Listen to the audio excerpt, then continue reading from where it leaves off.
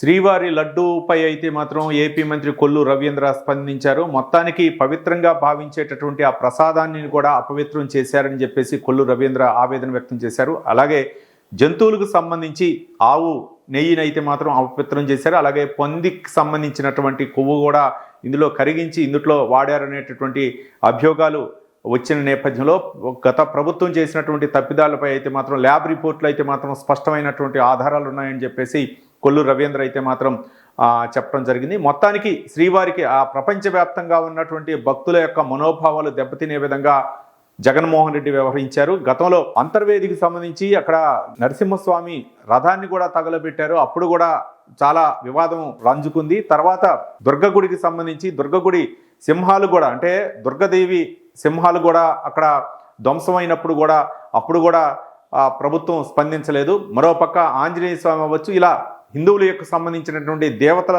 మూర్తుల యొక్క విగ్రహాలు ధ్వంసమైనప్పుడు కూడా వాళ్ళు పట్టి పట్టినట్లుగా వ్యవహరించారు. ప్రభుత్వం కావాలని చేసిందా అనేటువంటి విమర్శలు కూడా వచ్చాయి. కానీ ప్రభుత్వం స్పందించకపోవడంతో చాలా దేవాలయాలు ధ్వంసమయ్యాయని చెప్పేసి కొల్లు రవీంద్ర అయితే మాత్రం గత ప్రభుత్వంపై అలాగే వైసీపీపై అయితే మాత్రం తీవ్ర విమర్శలు గుప్పించారు. ప్రభుత్వం గతంలో అధికారంలో ఉండగా చేసినటువంటి దురాచారాలు ఏవైతే ఉన్నాయో దానికి తగిన మూల్యం చెల్లించుకోక తప్పదని చెప్పేసి కొల్లు రవీంద్ర అయితే మాత్రం ఆవేదన వ్యక్తం చేశారు. మరోపక్క శ్రీవారి ప్రసాదంపై అయితే మాత్రం వివాదం నెలకొన్నటువంటి నేపథ్యంలో విచారణ అయితే మాత్రం జరగాల్సినటువంటి అవసరం ఉంది.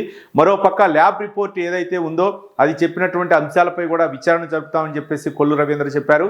ప్రపంచవ్యాప్తంగా ఉన్నటువంటి ఆ వెంకటేశ్వర స్వామి యొక్క భక్తుల మనోభావాలు దెబ్బతినకుండా గతంలో ప్రభుత్వం అయితే ఏ తప్పిదాలు అయితే చేశారో వాటన్నిటిపై కూడా న్యాయ విచారణ జరిపిస్తామని చెప్పేసి కొల్లు రవీంద్ర చెప్పడం జరిగింది.